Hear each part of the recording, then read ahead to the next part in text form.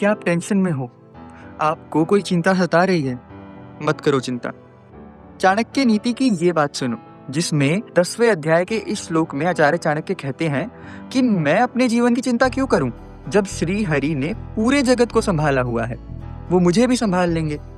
यदि ऐसा नहीं होता तो एक बालक के जन्म लेने के साथ ही अपने आप उसकी माता के शरीर से उसके पोषण की व्यवस्था कैसे होती।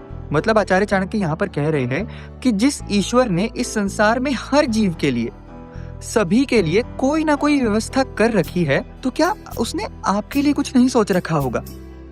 जब एक छोटा बच्चा इस संसार में आता है तो क्या उसे ये चिंता करनी पड़ती है कि उसका पोषण कहाँ से होगा?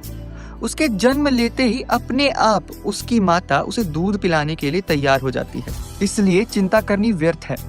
जब चीजें आपके हाथ से बाहर हो जाए ना, तो उसे भगवान पर छोड़ दो।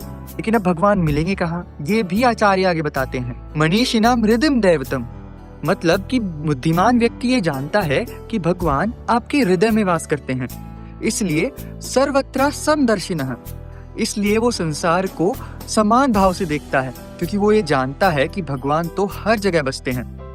लेकिन फिर मूर्तियों का क्या? न देवो विद्यते काष्ठे न पाषाणे न मृण्मये, कि भगवान इन पत्थर, लकड़ी या मिट्टी की मूर्तियों में नहीं बसते। भावे ही विद्यते देवस्माद भावे ही कारणाम, कि भगवान तो आपके भाव में बसते हैं, और यही भाव तो वो कारण है जिससे वो आपको इन मूर्तियों में भी नजर आते हैं। तो क्या हम मूर्ति पूजन छोड़ दें? नहीं। आगे आचार्य कहते हैं कि अगर कोई भाव से इन लकड़ी, पत्थर या धातु की मूर्तियों को पूजता है तो भी वो भगवान को पा लेता है, सिद्ध हो जाता है, क्योंकि भगवान तो हर जगह बसते हैं। डजंट मैटर कि आप उनको मूर्त स्वरूप में मानते हैं या अमूर्त स्वरूप में, वो तो आपके भाव से आपसे जुड़ते हैं। तो चिंता नहीं लेनी है और भगवान पे विश्वास रखना है। यहाँ चाणक्य नीति हमें ये सिखाती है। ये था तीसरा एपिसोड। ऐसे ही चाणक्य नीति को समझते रहेंगे और आने वाले पार्ट्स के लिए सब्सक्राइब कर लीजिए।